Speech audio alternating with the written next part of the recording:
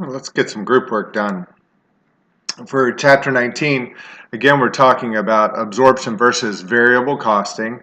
Remember that absorption costing is done for financial accounting. The IRS requires it.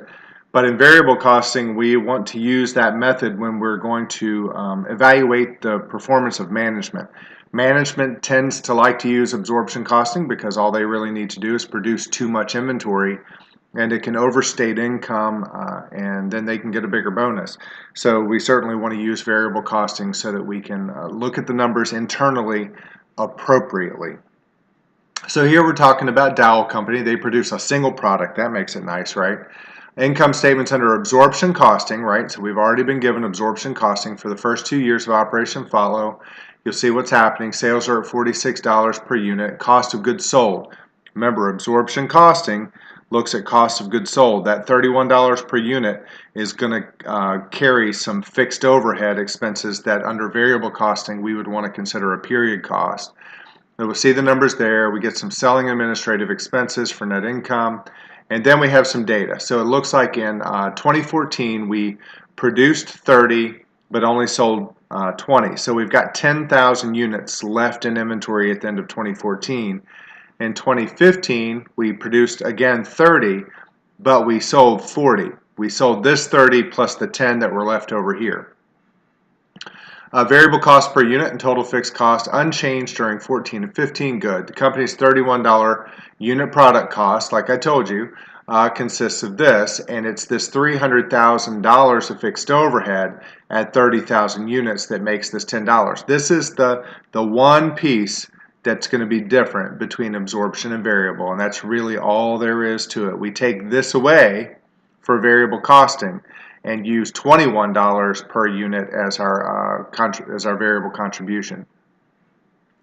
Selling administrative expenses, you'll see that variable selling and admin expenses are $250 per unit. The fixed piece is $240,000, which remains unchanged. So they're asking us to complete income statements for the company for each of the first 2 years under variable costing. So let's go ahead and see if we can work that out. Without a doubt, you should know at this point what every income statement starts with, and that's going to be sales.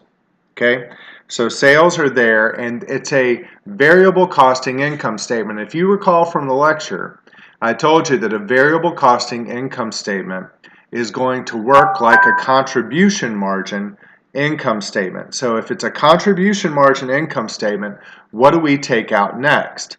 It's going to be less something, and hopefully you thought of it. It's going to be less variable cost. Contribution margin income statement takes sales minus variable cost to equal contribution margin, and then less fixed cost to equal pre-tax income or net income or whichever thing you come out with. So if we're saying less variable cost, let's just see if we can figure out what things are variable cost. Direct material is definitely variable. Direct labor is definitely variable. What else might be variable in here? Well, I wonder, fixed or variable? I'd say it's definitely the things that say variable. Variable overhead, and then our variable selling and administrative expenses. Even though selling and admin expenses normally are considered period cost, under a variable costing income statement, anything that's variable has to be considered above the line for contribution margin. That was all the stuff that I saw that could be variable, so I think this line's going to be blank. And what is it going to equal? Well, it's going to get us down to our contribution margin. Actually, I was thinking that this might be total variable cost. Let's see, is that in there? Yeah, it's got to be contribution margin. I guess they're going to give us the total here in a few minutes. So let's see if we can just do this piece right now. So sales, how do we get to it? I'm going to pull up required information real quick, and it doesn't want to let me move it. There we go. So sales, it says, is 920 and 1,840,000. Okay, 920,000 and 1,840,000. Okay, we got that. Now we've got to get the direct material in there. I'll give you a second to put that in.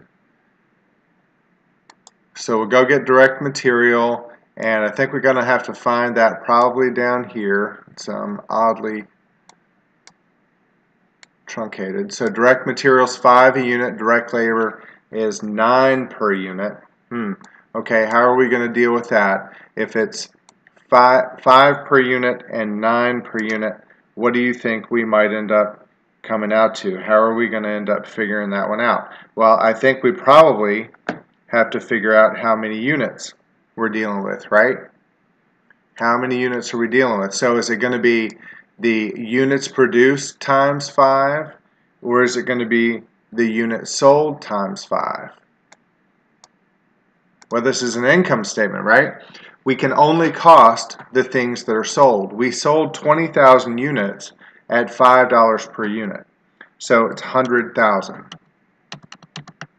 How much did we sell in 2015? We sold 40,000 units, and if we multiplied that times $5 per unit, we're going to get 200,000.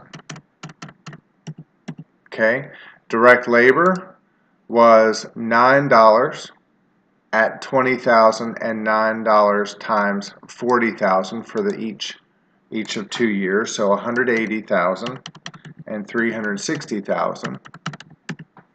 Variable overhead was 7 at 20 and 7 at 40. So that's going to be 140,000 and 280,000.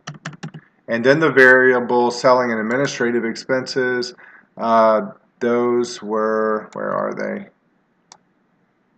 250 per unit. So it actually tells us right there that it's 50 and 100. We don't even have to do the math. It's 50 and 100.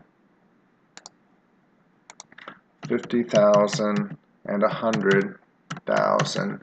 So then it gave us, and that was the number that I was like, hey, why didn't it give us this? They gave us total variable cost, and that should give us our contribution margin. Well, how do we figure that out? I'm going to go ahead and pull a calculator up just to help us out. How do we figure out the contribution margin? Do you remember? I mean, you can kind of see the math right there in the chart, right? It's going to be 920 minus 470, and then 1,840,000 minus 940. So we're at 920,000 minus 470 is 450,000. And then if I take 1,840,000 minus 940,000, I'm going to get 900,000. Okay? So now we move down to the next piece. I already told you what a contribution margin income statement looks like. Sales less variable cost equals contribution margin. And now less what? Less our fixed expenses. Fixed expenses. So what are our fixed expenses in here? So if we go take a look at it, looks like we have fixed overhead and we have fixed selling and administrative expenses. Those are the two things that we've got to deal with. Let's see if they're in the drop down. Hopefully so. So yep, I see fixed overhead and I see fixed selling and administrative expenses. Let's see if we can find the numbers for each of those. And it looks like the fixed overhead, where is it? Right here is 300,000, and it's always 300,000. Don't get confused by the units, right? We're doing variable costing.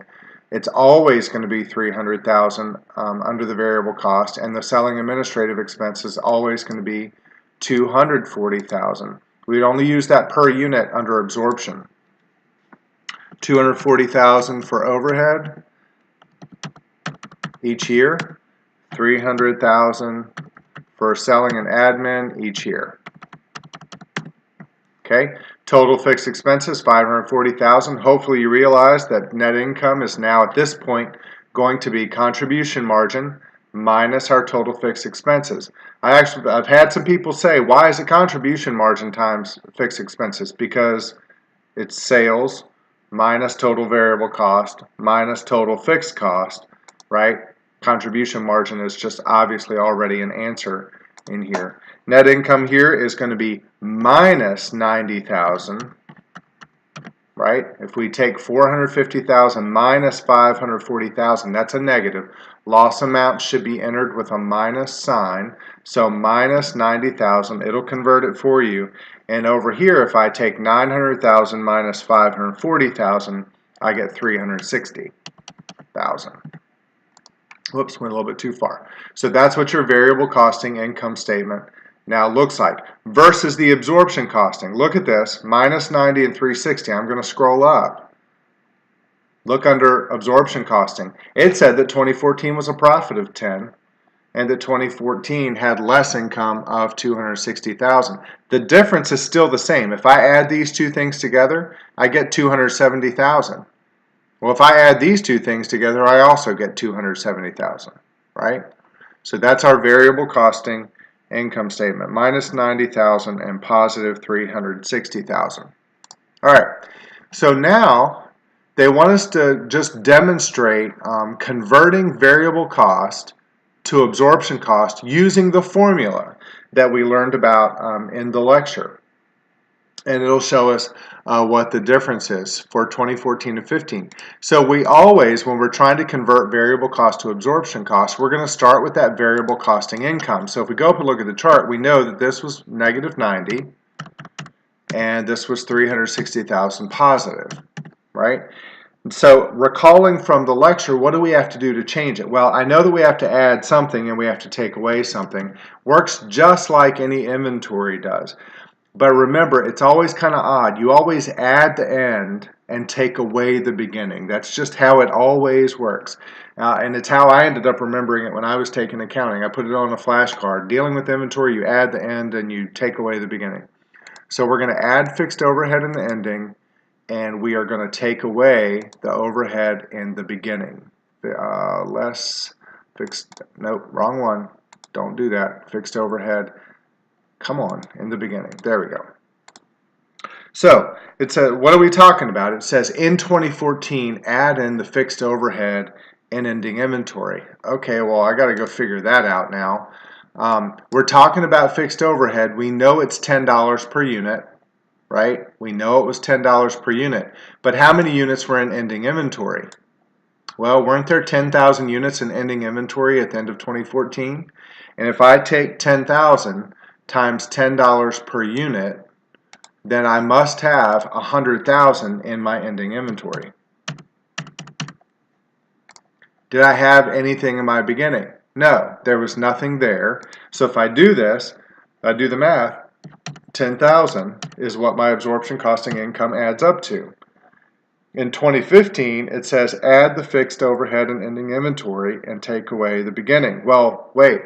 If this was ending inventory in 2014, then that must be the same as the beginning inventory for 2015. So minus 100,000, right? What was the ending inventory at the end of 2015? It was nothing, right? I produced 30, sold 20, had 10 left over, produced 30 to give me 40, and I sold 40 equals 0. So I had nothing left in my ending inventory, right? So if I do that math, what do I have? 270,000. So I just use straight out math plus a formula to convert variable cost income to absorption costing income. Is it right? Well, I think we can see that, right? If I go into required information, sorry, I did my own math wrong. Yeah, this is not 270, it's 260,000. I don't even know why I said that. So if I look at my required information, sure enough, that's exactly what absorption income was 10,000 and 260,000. Okay, that is going to be the end then of Chapter 19's group.